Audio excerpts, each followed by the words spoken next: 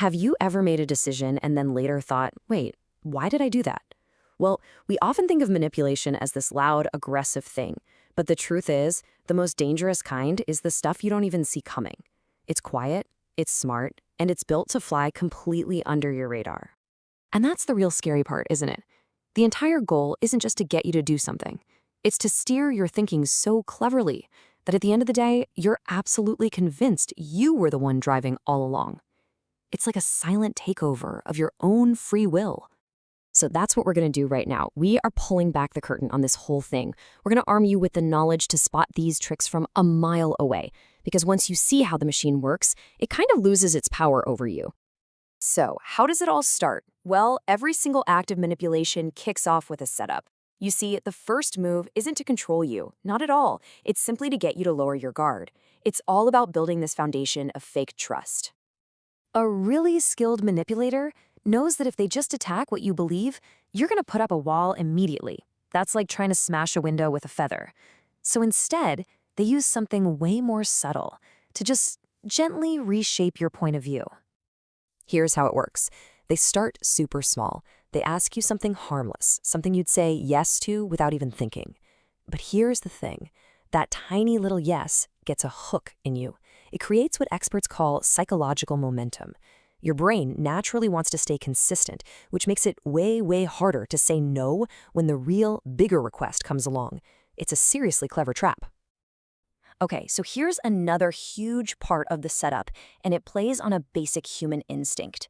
We are literally hardwired to trust people who seem like us.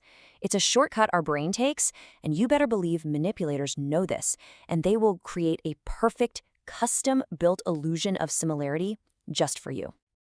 And this is where you have to pay really close attention. A real connection is built on, actual shared experiences. But strategic mimicry, that's totally different. They're not connecting with you, they're reflecting you. They'll start using your favorite phrases, copying your laugh, even matching your posture. It's all designed to make your subconscious brain think, hey, this person gets me. And more importantly, I'm safe here. All right, so once that fake trust is built and your guard is down, then what? Well, that's when they move to the next stage. This is where the manipulator starts to apply direct pressure, and they do it by pulling some very powerful emotional levers. And look, it's almost never just one trick. It's usually a combination of 3 core emotional forces. When you put them all together, they become this incredibly potent cocktail for getting you to act against your own best interests. Just think about how these 3 work as a team. Fear makes you hesitant and easy to control. Doubt makes you stop trusting your own gut, so you start relying on them instead. And then isolation, that cuts you off from friends or family who might say, hey, something's not right here. It's a perfect storm for total control. I bet you've come across this one a million times and maybe didn't even notice. It feels nice, right? Someone praises you, but it's not a gift, it's bait. That praise is just the price of admission for what they really want to ask you. There it is, the classic example.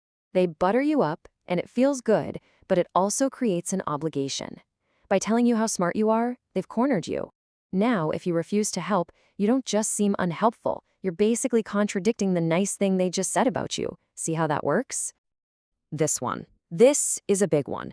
It's one of the most powerful tools in the entire dark psychology playbook. Think of it like a form of remote control.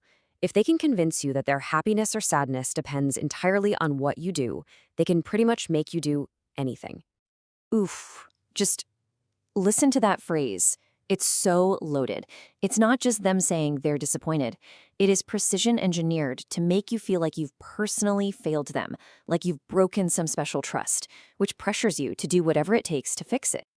And here's another classic guilt trip. This one weaponizes the past. It takes any nice thing they've ever done for you and turns it into an invoice. It's designed to make you feel like you owe them, and if you don't comply, you're just plain ungrateful. And there it is, plain as day. They are making their emotional state your job.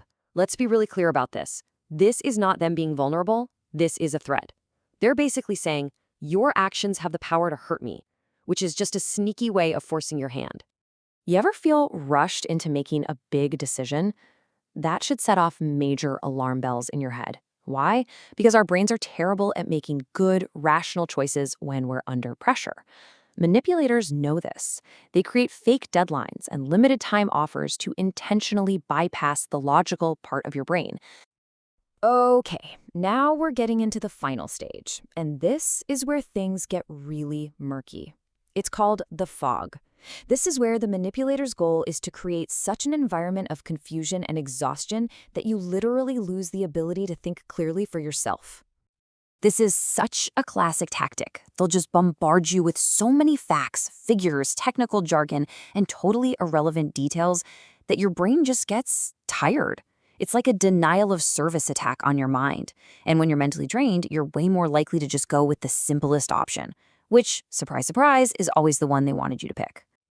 And this, right here, is the manipulator's ace in the hole. If they feel like they're losing their grip, they will intentionally create chaos. They'll muddy the waters, complicate simple issues, maybe even start an argument out of nowhere. Because in all that confusion, who do you look to? The one person who seems to have all the answers, them. So if you find yourself in that kind of confusing situation, you have to ask yourself one single critical question. Is this person actually trying to find a solution here? Or are they just trying to create more drama so they can be the center of the story? The answer to that question will tell you everything you need to know. Okay, so after hearing all of that, you're probably wondering, how on earth do I protect myself from this? Well, the good news is it's actually way simpler than you might think.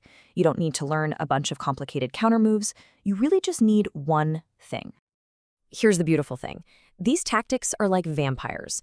They absolutely hate the sunlight. They need the dark to work. They rely on you not even knowing a game is being played. But the second you can put a name to what's happening, oh, that's a camouflaged compliment, or, there's the guilt switch. It's like flipping on a light in a dark room. The whole illusion just falls apart. And that's really what it all boils down to. This isn't about becoming cynical or suspicious of everyone you meet. It's simply about being aware. Because that awareness, the ability to see the pattern for what it really is the one shield that dark psychology just can't break.